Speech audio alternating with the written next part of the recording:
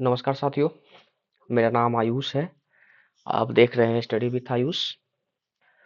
तो हमने एक सीरीज शुरू की है पॉलिटी के जितने सवाल हैं आपके सिलेबस में, वो सिलेबस एईडीओ का हो या बीपीएससी सीजीएल का हो, बीएसएससी सीजीएल का हो, बीएसएससी बीएसओ का हो, जो बीपीएससी टायर 4 का जो एग्जाम होने वाला है उसका हो।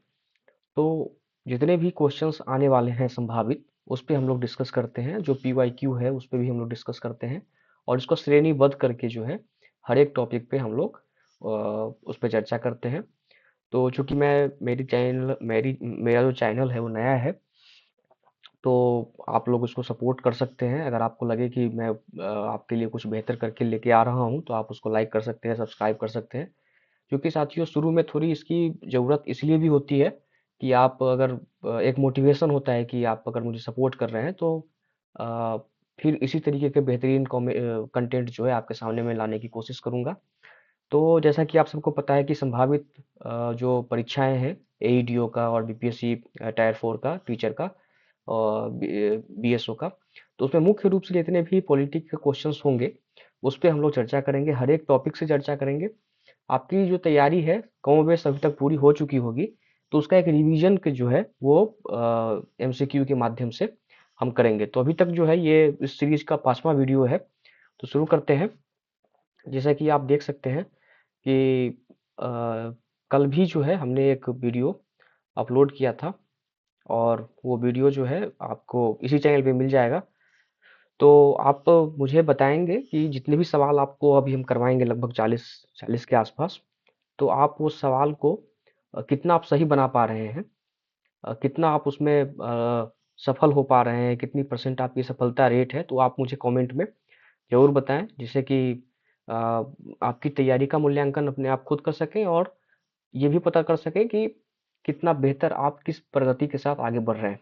तो आइए साथियों शुरू करते हैं। तो आज का पहला सवाल जो है वो पिछले वीडियो में मैंने पहला सवाल किया था और ये सारा सवाल जो है ना वो समिति से जुड़ा हुआ है। अ, एक मिनट साथियों, वो सारा सवाल जो है ना वो समितियों से जुड़ा हुआ है, जिससे कि आप आसानी से इसको कर सकते हैं। पिछले दिनों हमने 44 सवाल किए थे और अभी जो है हम ये जितने सवाल होंगे ये समिति से, सारा सवाल जो है समिति से जुड़ा हुआ है। तो शुरू करते हैं। पहला ये सवाल कल डिस्कस हम लोग किए थे कि संविधान सभा की संचालन समिति के अध्यक्ष कौन थे, तो इसका सही जवाब था डॉक्टर राजेंद्र प्रसाद। डॉक्टर राजेंद्र प्रसाद ही जो थे वो संचालन समिति के अध्यक्ष थे, संचालन समिति के अध्यक्ष थे।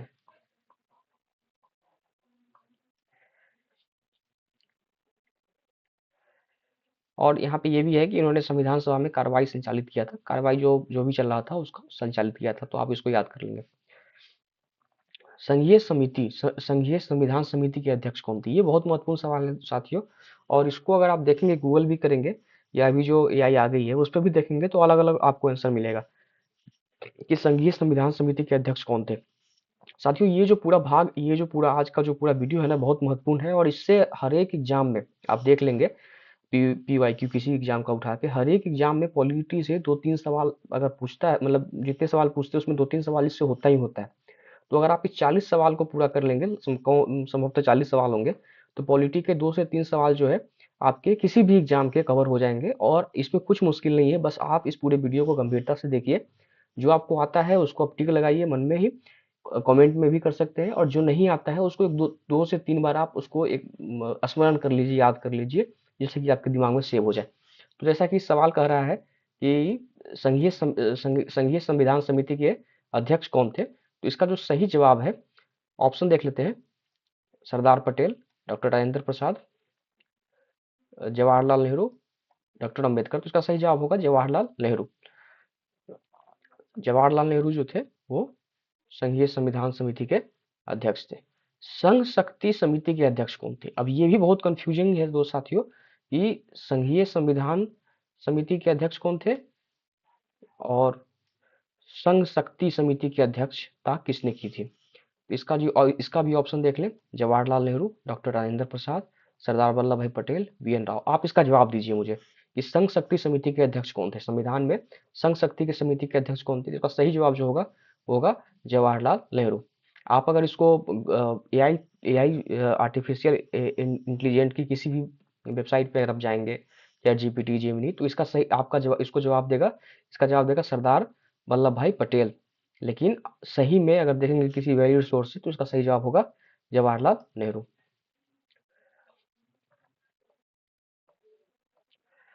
राज्यों की जो के लिए जो समिति बनी थी उसके अध्यक्ष कौन थे? अब देखिए साथियों, ये संघ की शक्ति थी, संघ शक्ति समिति के अध्यक्ष कौन थे? अब जो है राज्यों के लिए जो समिति बनी थी उसके अध्यक्ष कौन थे? तो आप देखिए साथियों किस स्तर पे सवाल मैंने तैयार किया है कि एक एक मतलब कुछ ऐसा छूटे ना और आपको एकदम क्रोनोलॉजी में आपको याद भी हो जाए। तो इसका पहला ऑप्शन है सरदार वल्लभ भाई पटेल, जवाहरलाल नेहरू। दूसरा ऑप्शन राजेंद्र प्रसाद, ए मुंशी। तो आप इसमें दो नाम तो ऐसे ही एलिमिनेट कर सकते हैं, राजेंद्र प्रसाद नहीं हो सकते हैं, एम एन मुंशी नहीं हो सकते हैं, जवाहरलाल नेहरू और सरदार पटेल, ये दो नामों में आप कंफ्यूज थोड़ा हो सकते हैं, लेकिन इसका सही जवाब जो है वो है सरदार पटेल। ओहो, सरदार पटेल नहीं है साथियों। देखिए ये भी होता है कि कभी कभी हम जो है ओवर कॉन्फिडेंस की वजह से गलती कर देते हैं, और ये चीज हमारे साथ ही नहीं होता है, आप सबके भी साथ होता है। हम सब परीक्षा में जाते हैं तो दो तीन सवाल ऐसी ही गलती करके आते हैं, पढ़ते कुछ और है, टिक कुछ और लगाते हैं और आंसर कुछ और चला जाता है।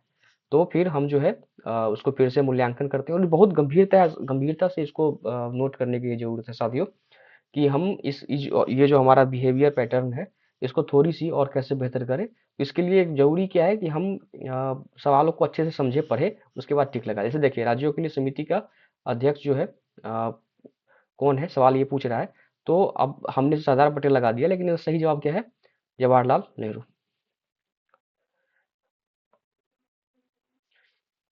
चलिए ये सवाल देख लेते हैं, प्रक्रिया नियम समिति के अध्यक्ष कौन थे? तो पहला ऑप्शन है डॉक्टर अंबेडकर, दूसरा ऑप्शन है जवाहरलाल नेहरू, तीसरा ऑप्शन है डॉक्टर राजेंद्र प्रसाद और डी सरदार पटेल। तो इसका सही जवाब होगा डॉक्टर राजेंद्र प्रसाद। ये बहुत महत्वपूर्ण प्रश्न है साथियों।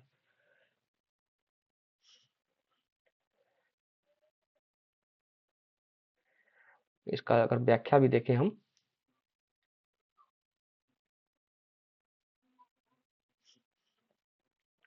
तो इसका व्याख्या भी जो है ये है कि संविधान सभा की कार्य प्रणाली तय करने वाली प्रक्रिया नियम समिति के अध्यक्ष डॉक्टर राजेंद्र प्रसाद थे।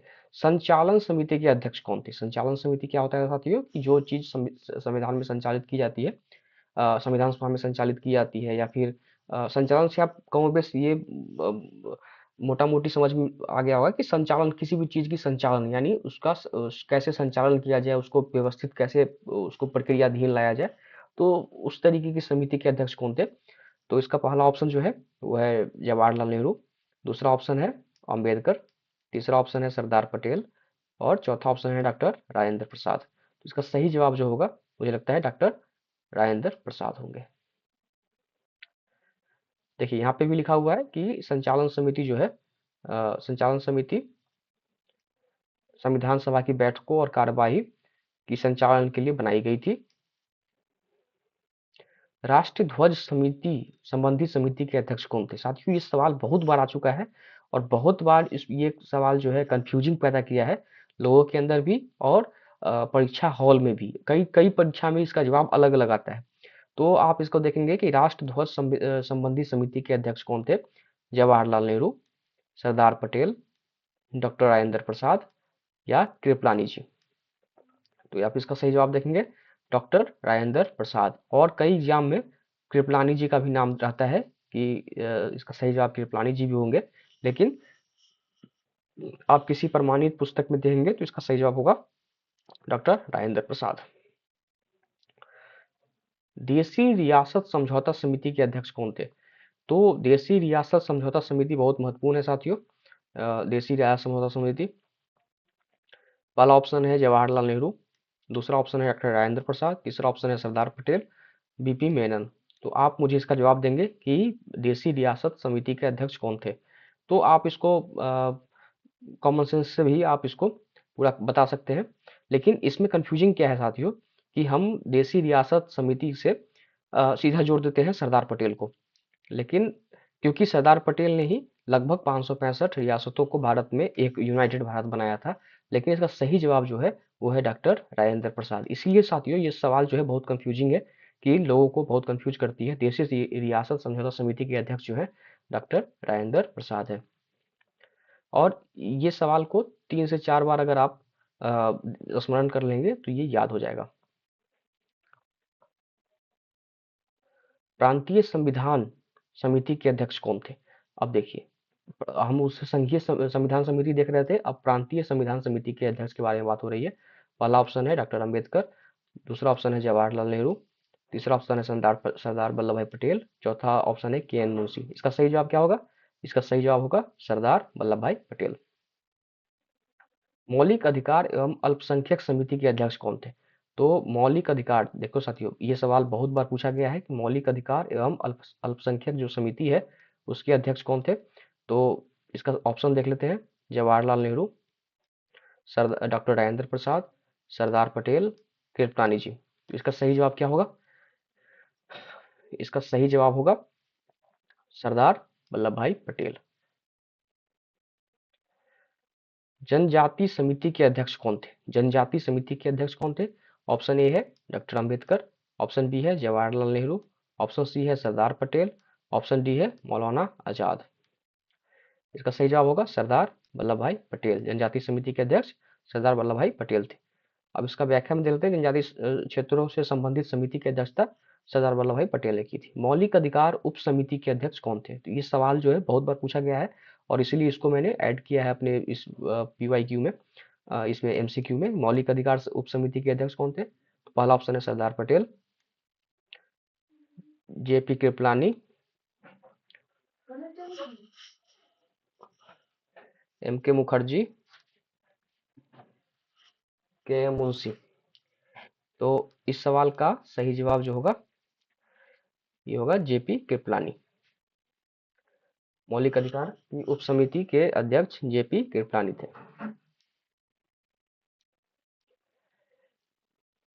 अल्पसंख्यक उप समिति के अध्यक्ष कौन थे? तो पहला ऑप्शन है मौलाना आजाद, सरदार पटेल, SC मुखर्जी, डॉक्टर अंबेडकर। तो इसमें दो तीन नाम जो है आप इसको एलिमिनेट कर सकते हैं, एलिमिनेटेशन जो विधि है उससे। एक तो ये होगा कि ये नहीं होंगे, S मुखर्जी नहीं होंगे, डॉक्टर अंबेडकर नहीं होंगे। दो नामों पे आप कंफ्यूज करेंगे, एक तो मौलाना आजाद और दूसरा सरदार पटेल। तो मौलाना आजाद भी नहीं है। इसका सही जवाब होगा सरदार पटेल। आहा।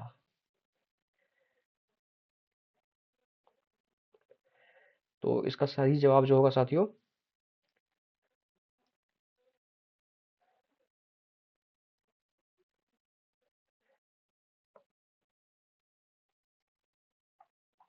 इसका सही जवाब होगा SC मुखर्जी। अच्छा, उप समिति की बात कही गई है तो इसकी सही जवाब होगा SC मुखर्जी।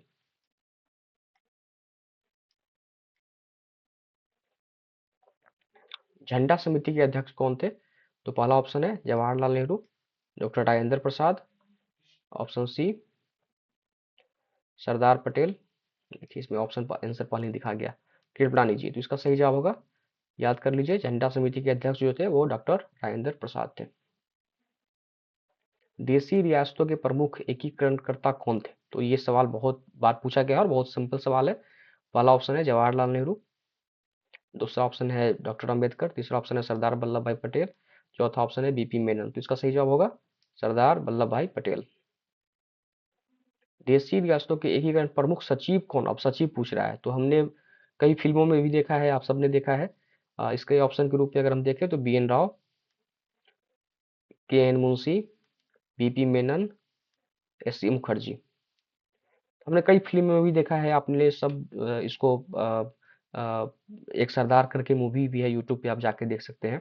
अभी एक मूवी आई है फ्रीडम एट मिडनाइट, तो वो भी देख सकते हैं। उसमें इसकी बहुत बड़ी बारीकी से जिक्र किया गया है। इसके जो सही जवाब होंगे वो होंगे BP मेनन। आप मुझे ये बताएंगे कि BN राव जो थे वो कौन थे? संविधान सभा में एंग्लो इंडियन समुदाय के प्रतिनिधि कौन थे? प्रतिनिधि कौन करता था? तो इसका सही जवाब जो होगा आप ऑप्शन के रूप में देख लीजिए, PH Bhabha, Frank Anthony, JP Kripalani, SC Mukherjee. तो आप देखिए एंग्लो इंडियन का बात हो रहा है, तो एंग्लो इंडियन वो जो जिसका संबंध अ, उपनिवेशवाद से रहा हो, जिसका जन्म जो है वो मतलब व्यवहारिक रूप से वो अंग्रेजियत को मानने वाला हो। तो कृपलानी तो भारतीय थे, ये नहीं होंगे। एससी मुखर्जी ये नहीं होंगे। ये भाभा जो है ये पारसी समुदाय से थे, ये पारसी समुदाय से थे। तो बच जाते हैं फ्रैंक एंथनी, तो सही जवाब होगा फ्रैंक एंथनी। संविधान सभा में पारसी समुदाय के प्रतिनिधित्व किसने किया था? तो अभी हमने देखा कि इस ऑप्शन के रूप में इसके चार ऑप्शन है: दादा भाई नौरोजी, फिरोज शाह मेहता, पीएच भाभा, होमी भाभा। तो इसका सही जवाब जो होगा वो होगा, अभी हमने ऊपर डिस्कस किया, पीएच भाभा। होमी भाभा कौन थे? इसके बारे में भी आप हमें कमेंट बॉक्स में बता सकते हैं, होमी भाभा किससे संबंधित थे। संविधान सभा में देशी रियासतों की ओर से प्रमुख महिला प्रतिनिधि कौन थी? तो ये सवाल बहुत महत्वपूर्ण है कि देशी रियासतों की ओर से प्रमुख महिला प्रतिनिधि कौन की थी। पहला ऑप्शन है सरोजिनी नायडू, दूसरा विजय लक्ष्मी पंडित, तीसरा अन्नी मस्करानी, चौथा सुचेता कृपलानी। इसका सही जवाब होगा, देखिए ये तीनों जो महिलाएं हैं वो किसी ने मतलब आपने कई बार इनका नाम सुना होगा, सरोजिनी नायडू, विजय लक्ष्मी पंडित और सुचेता कृपलानी। ये प्रमुख रूप से कांग्रेस से जुड़ी हुई महिलाएं थी, जो कि कांग्रेस की अगुवाई करने वाली महिलाएं थी।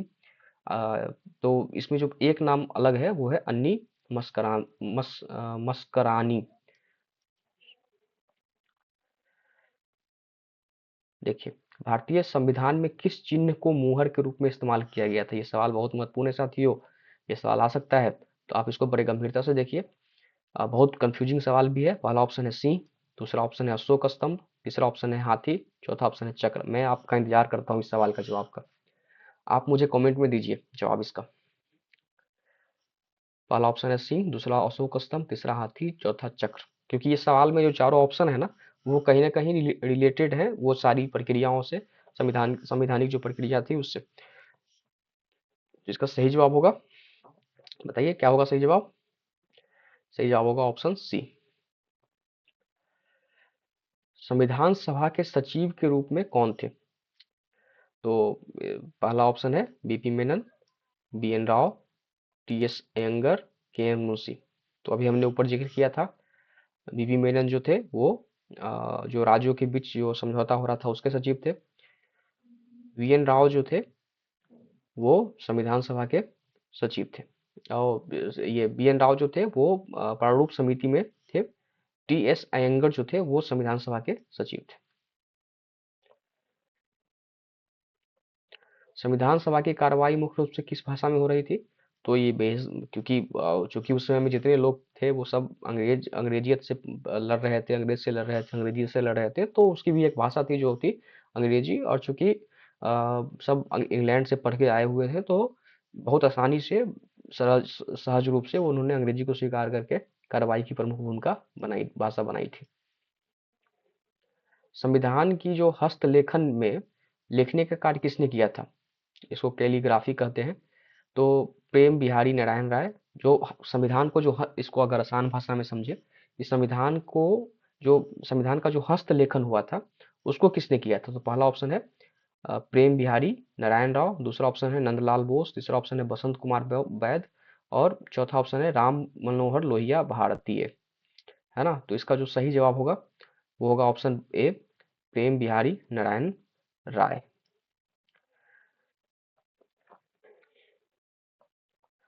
भारतीय संविधान को सजाने का कार्य किसने किया था? भारतीय संविधान को सजाने का कार्य जो है, पहला ऑप्शन है अमृता शेरगिल, दूसरा है नंद लाल बोस, तीसरा ऑप्शन है जमीनी राय रॉय, चौथा ऑप्शन है राजा रवि वर्मा। तो राजा रवि वर्मा तो नहीं होंगे क्योंकि ये बहुत पहले के चित्रकार थे। अमृता शेरगिल भी नहीं होंगी, जमीनी रॉय भी नहीं है। इसका सही ऑप्शन है नंदलाल बोस। नंदलाल बोस जो थे वो अभी जो शांति निकेतन है, विश्व भारती, विश्व भारती, विश्व भारती जो विश्वविद्यालय है तो वहीं से संबंधित थे, और उनके जो शिष्य थे सब मिलके संविधान को समझाया किया था।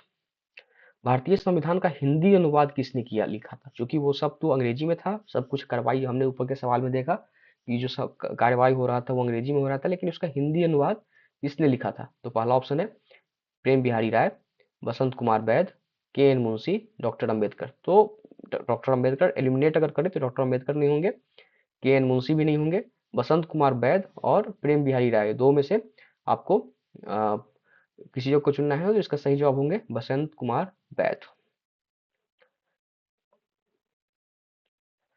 संविधान सभा में कुल अधिवेशन कितने हुए थे? संविधान सभा के जो कुल अधिवेशन थे वो कितने हुए थे? तो पहला ऑप्शन है 9, दूसरा ऑप्शन है 10, ऑप्शन सी 11, ऑप्शन डी 12। इसका सही जवाब होगा ऑप्शन सी 12, 11 सॉरी।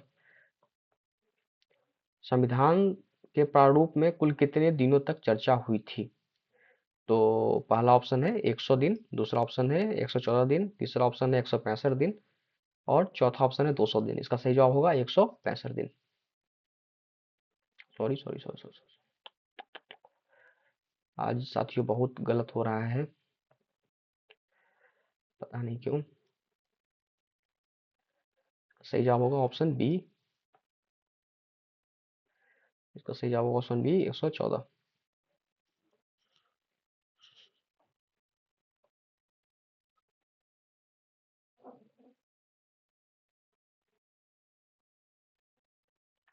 तो अगला सवाल पे आते हैं।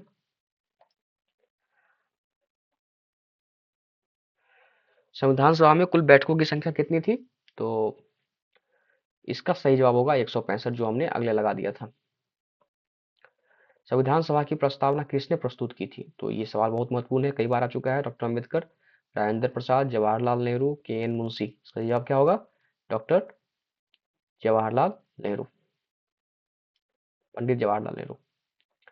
उद्देश्य प्रस्ताव कब स्वीकार किया गया था? पहला ऑप्शन है 26 नवंबर 1949, 15 अगस्त 1947, 22 अगस्त 1947, 26 जनवरी 1950। तो 1950 एलिमिनेट करें तो ये नहीं होगा, बचे ऊपर के तीन सवाल, तीन ऑप्शन। तो इसका सही जवाब होगा 22 जनवरी 1947।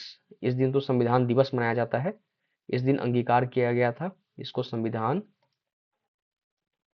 दिवस मनाया जाता है।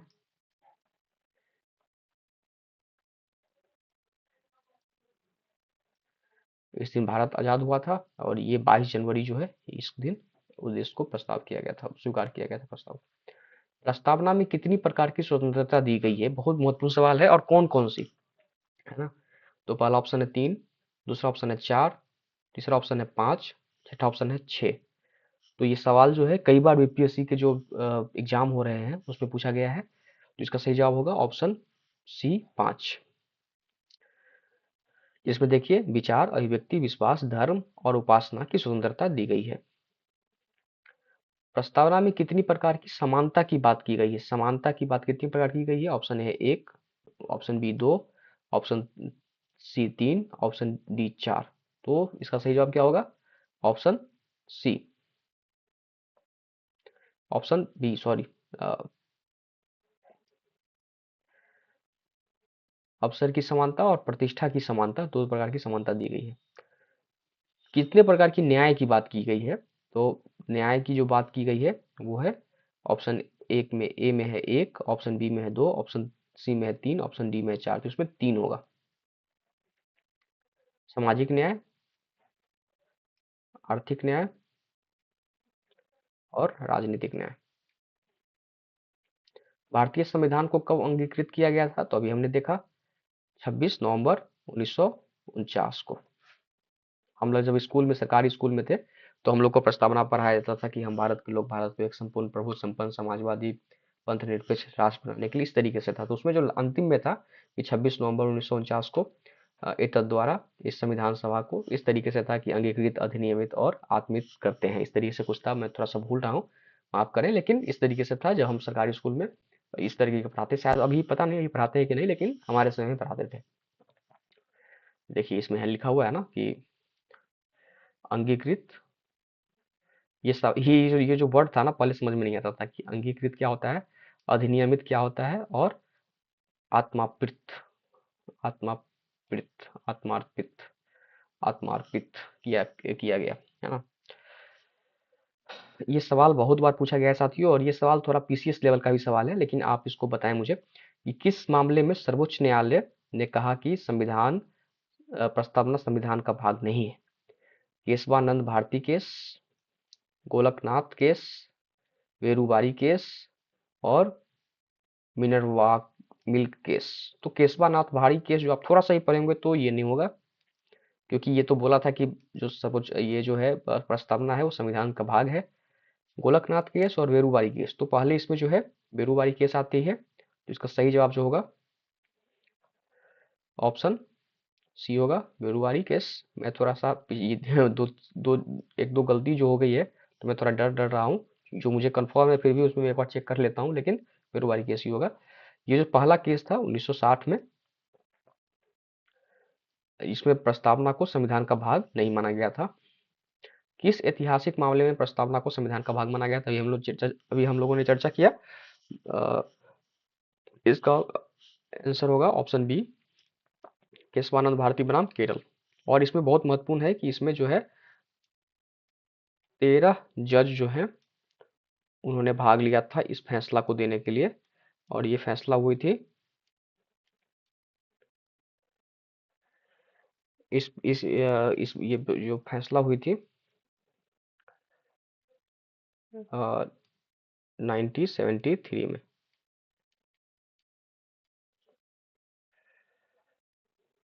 केशवानंद भारती मामले में देखिए, ये सवाल हमने ऊपर लिख दिया, नीचे भी है कि इसमें 13 जो है संवैधानिक पीठ में 13 जज जजों ने भाग लिया था। संवैधानिक पीठ में क्या होता है कि 5 जजों से कम जो है उसमें जो बेंच होता है वो 5 जजों से 5 जज या उससे ज्यादा ही का ही बेंच बनता है। ये इसमें देखिए, ये केशवानंद भारती केस 13 न्यायाधीशों की अब तक की सबसे बड़ी संविधान पीठ बनी थी। गोलकनाथ बनाम पंजाब राज्य मामले में मुख्य न्यायाधीश कौन थे? तो देखिए, इसमें अगर आप देखें, पहला ऑप्शन है M Hidayatullah, Y Y V Chandrachud, BP Sinha, S R Das. तो वाई वी चंद्रचूड़ और VP Sinha, S R Das तो ये नहीं है, इसका सही जवाब होगा हिदायतुल्ला। और ये जो है ये मध्य प्रदेश से संबंधित हैं। मध्य प्रदेश में इनसे जुड़े हुए कई एग्जाम में बहुत सारा सवाल पूछा जाता है। केन मुंशी ने प्रस्तावना को क्या कहा था? तो इसका जो जवाब होगा, आप देखिए कि संविधान की आत्मा, राजनीतिक कुंडली, सामाजिक घोषणा, विधिक दस्तावेज। तो इसका सही जवाब होगा राजनीतिक कुंडली। केन मुंशी ने प्रस्तावना को संविधान की राजनीतिक कुंडली कहा था। डॉक्टर अंबेडकर ने प्रस्तावना को क्या कहा था? तो कानूनी दस्तावेज, नैतिक घोषणा, संविधान का पवित्र दस्तावेज, सामाजिक समझौता। तो आप अगर इस एलिमिनेट करना चाहेंगे तो दो दो तो ऐसे ही एलिमिनेट हो जाएंगे। नैतिक दस्तावेज ऐसा कुछ घोषणा नहीं था, सामाजिक समझौता ये भी नहीं मालूम पड़ता है, मतलब ये भी कुछ रिलेट नहीं करता है। कानूनी दस्तावेज, क्योंकि संविधान तो कानून का था ही, और संविधान की पवित्र दस्तावेज, उसका सही जवाब होगा संविधान का पवित्र दस्तावेज। तो साथियों, ये 40 सवाल कंप्लीट होते हैं। अगर 40 सवाल में आपका स्कोर 35 के प्लस हो, तो चूंकि सवाल बहुत बेसिक स्तर के हैं, जो भी सामान्यतः एग्जाम होते हैं एसएससी के, बीएसएससी के, अन्य राज्य के एग्जाम, तो उस स्तर के हैं। तो 35 प्लस अगर आपके सवाल सही, क्योंकि अभी शुरुआती हम पॉलिटी के शुरुआती भाग में ही है, अभी हम लोग को लगता है कम से कम 10 10 या 15 क्लासेस और लगेंगी, जो कि मेन पॉलिटी जिसमें अनुच्छेद आएंगे, जिसमें आयोग आएंगे, आयोग से भी जुड़े हुए सवाल होंगे, तो वो सवाल जब आएंगे तब मोटा मोटी हमको लगता है कि 15 क्लास और लगेंगे। ये सब तो बेसिक सवाल हैं जो कि अलग अलग एग्जाम में भी आते हैं और बेसिक हैं, फिर भी लोग इसमें गलती करते हैं, जैसा कि अभी भी देखा आपने कि हमने भी एक दो सवाल में मिस्टेक हो गया हमसे। तो 35+ अगर आपके आ रहे हैं नंबर, यानी 35+ आप सही जवाब दे रहे हैं, तो अच्छा है, आपका स्कोर अच्छा है, आपकी जो तैयारी है बढ़िया है। अगर उससे कम आ रही है, 30 से नीचे आ रही है, 30 से अगर नीचे आ रही है, तो थोड़ी सी और मेहनत की जरूरत है। बाकी बढ़िया है, 35 से ऊपर और 30-35 के बीच में है तो आप इसी तरीके से मेहनत करते रहिए, अच्छा स्कोर है संभवतः। क्योंकि साथियों एक बहुत महत्वपूर्ण बात है कि एईडीओ जो है उसमें दो तीन भाग हैं। तो एक भाग जो है उसको क्वालिफाइंग है, दूसरा जो है 100 नंबर का है मैथ रीजनिंग, और दूसरा जो तीसरा जो है वो 100 नंबर का है जीके जीएस। तो बराबर वेटेज है साथियों, इसको बिल्कुल इग्नोर नहीं करना है, और यही जो है यही रिजल्ट देगा, यही जो है ये रिजल्ट यही देगा। क्योंकि सबका जो है जीके जीएस जो है उतना अच्छा नहीं होता है। मैथ रीजनिंग बिहार में हम जानते ही सबका अच्छा होता है, लेकिन जीके जीएस जो है ना, ये आपको छोटी छोटी जो चीजें हैं, जो सिली मिस्टेक है, उसको आपको फोकस करना होगा, और वो अगर आप कर लेते हैं तो यही रिजल्ट देगा। अगर आप 100 में से 70+ लाते हैं जीके जीएस में, और मैथ रीजनिंग में 100 में से 80 के प्लस, टोटल 150 को 150+ अगर आपका स्कोर होता है साथियों, तब कुछ संभावनाएं बनती हैं। क्योंकि वन एग्जाम है एईडीओ का, बाकी भी एग्जामों को आप देखें तो 150+ अगर लाते हैं 200 में, मतलब 200 प्रश्नों में नंबर कितना होगा आप तो उससे में कैलकुलेट कर लिया जाएगा। लेकिन 150 प्रश्न अगर आप सही बनाते हैं तो संभावनाएं हैं, क्योंकि 10 लाख प्लस बच्चे ने फॉर्म भरा है, और लगभग हमको लगता है कि 5 से 6 लाख प्लस बच्चे एग्जाम देंगे, है ना। तो आप उसमें 150 से कम पे तो मुझे लगता नहीं है कि संभावना हो, उससे प्लस ही जाए। तो जो भी है वो जीके जीएस में जो है वो प्लस करना है, और उसी में मेहनत करना है, एक एक बारीकी को समझना है, जिससे कि और आसानी से किया जा सके। तो बहुत बहुत धन्यवाद। अगर आपको ये वीडियो बहुत पसंद आया हो तो आप इसको लाइक जरूर करें, कमेंट करें, कुछ सजेस्ट कर सकते हैं मुझको कि और अच्छे से कैसे हम आपके सामने इन सारी चीज़ों को लेके आएँ, या कुछ अपने स्कोर को बता सकते हैं कितना आपका आया हो। सब्सक्राइब ज़रूर करें, अपने साथियों को अगर हो सके तो भेज दें, क्योंकि अभी मुझे लगता है कि मोटिवेशन की ज़रूरत है, कि शुरुआती फेज़ में है तो वीडियो बनाने के पीछे एक प्रेरणा होनी चाहिए कि आप उसको देख रहे हैं, आप उसको लाइक कर रहे हैं, पसंद कर रहे हैं, या आप उसको सजेस्ट कर रहे हैं मुझे कुछ और करने के लिए।